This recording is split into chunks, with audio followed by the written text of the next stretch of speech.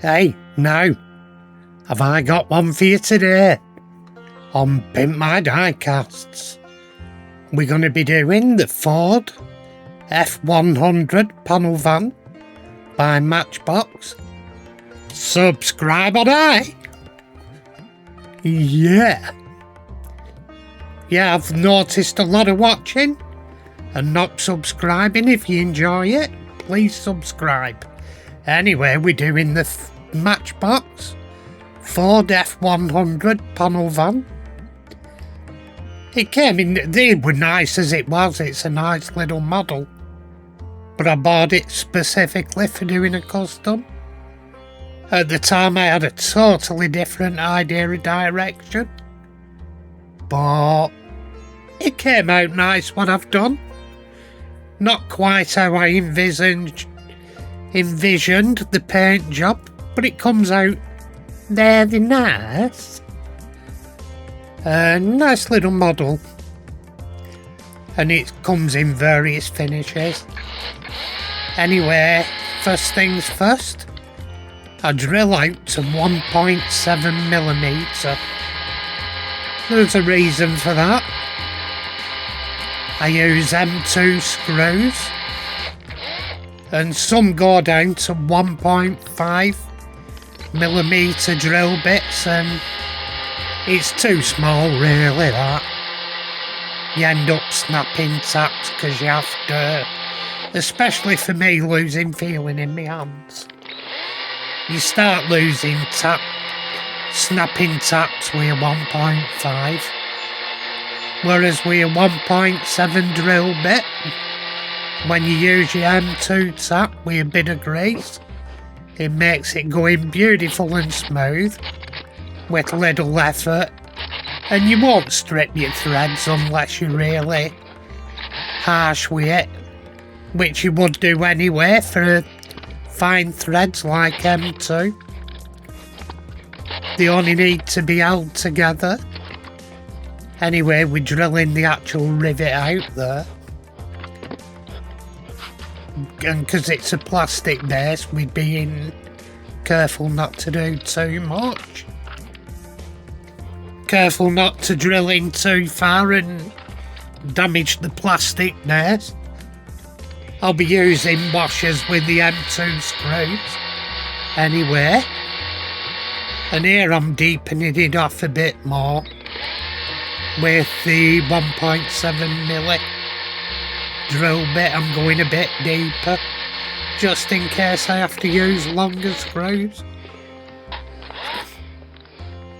because I've got plenty of post depth, so it's neither here nor there really.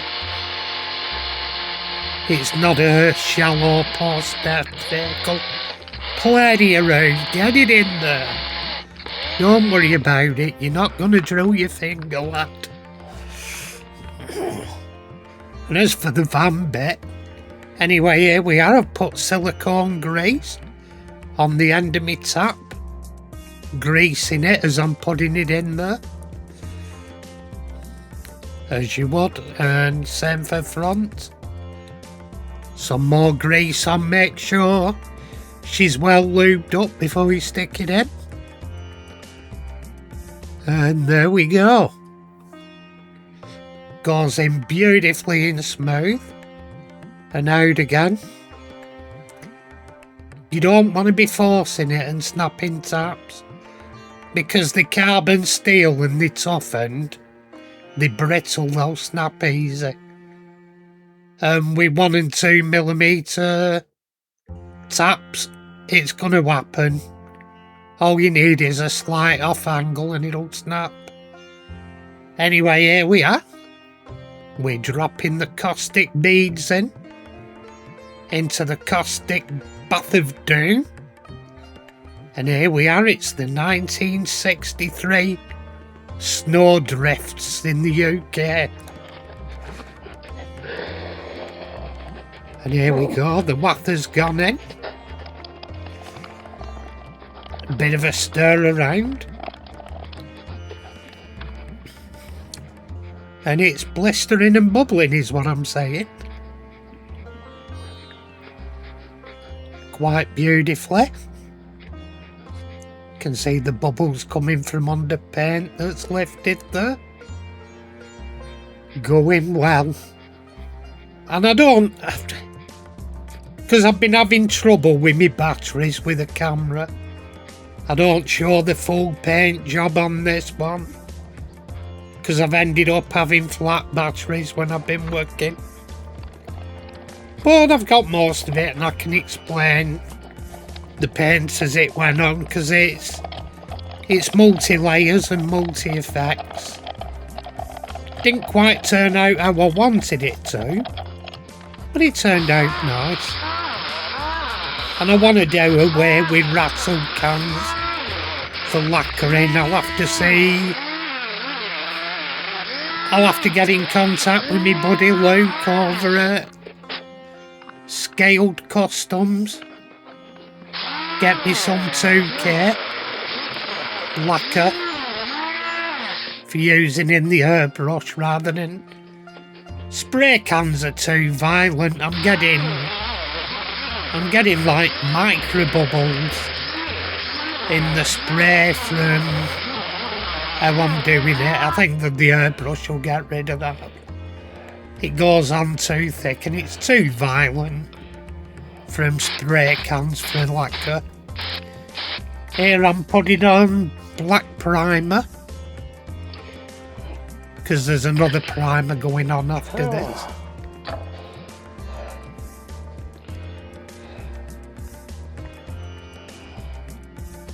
And that's black primer going on. Here we go. A bit more on the other side.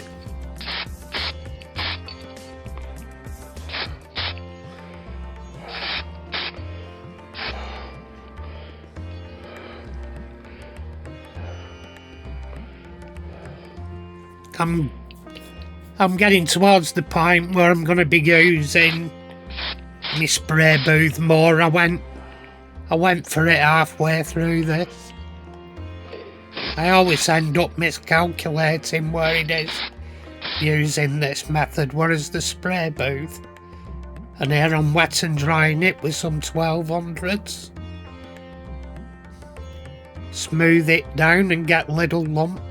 There was a little lump on that side there. I sanded it out. It needed a little bit more primer and then wet and drying again, but we got there is where I'm going with that.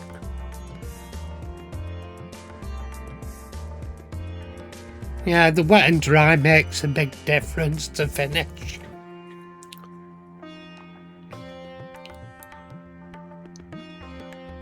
Once I got the black done, the next thing was and here, this surprised me, the little square in the bonnet there. It's as if they're planning to do a cutout there for a hot rod version. I think that's what I might do. I fancy doing another. I may hot rod it and put an engine in there. And here, what we're doing, I'm going to be using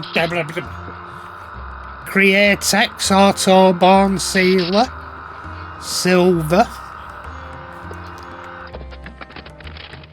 It's to give sparkle under the candy, which will do, but I think what I did, I went too over top with the black. I think it needs toning down a bit, but the Autoborn Sealer gives you sparkle for your candy to go over the top of.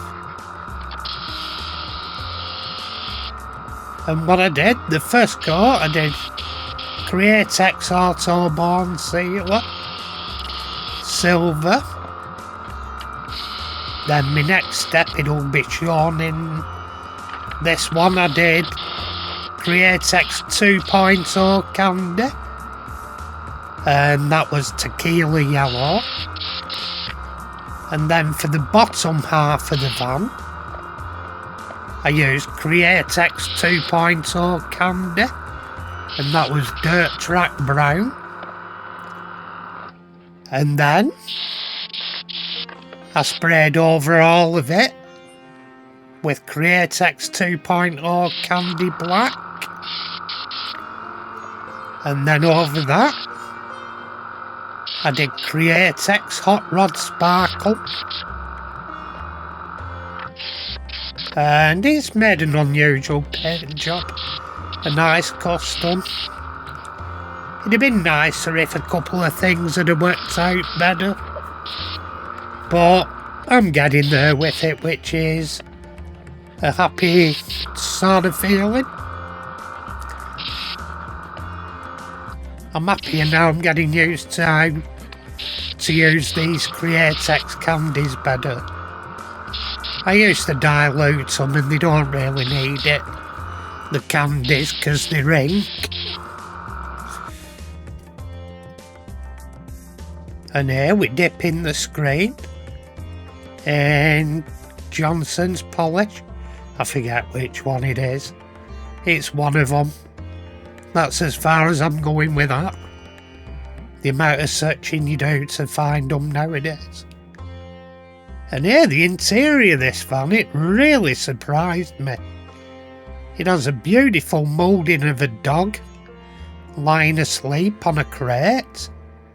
And behind it there's another crate with some apples in or something. Really nice casting. And here I got some wheels I were intending to use with this one. I wouldn't buy them again, they're too... It's a nice idea in theory, but they made it too complex and too much with them for 164. They put the brake calipers in, and to be honest, on this wheel, you wouldn't even see the calipers behind it, so there wasn't even any point in doing it. To be honest, there you can see the hot rod sparkle shining out. And there I'm using M2 screws, bit longer than normal. And here I'm using Createx 2.0 Candy Blood Red mixed with 2040 or 4020 and painted on by brush just to bring the red back to where I'd got fogging from the super glue. Yeah, I definitely won't buy that type of wheel again. It's too complex for 164. And here we have the finished item. And there you can just see under there, at some angles it looks black. And then when the light hits it, you can see the dirt track brown on the bottom half. And the tequila yellow on the top half. It shows up the different colours quite nicely.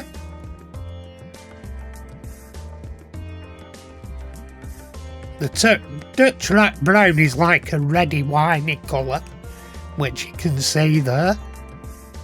And the tequila yellow's like a gold. Here we are. Anyway, again, if you've enjoyed, please subscribe. Hit the subscribe button, that'd be just dandy. And if you subscribe, hit the notification bell for notifications, and that'd be super. Tatty pie, everybody. Tatty pie.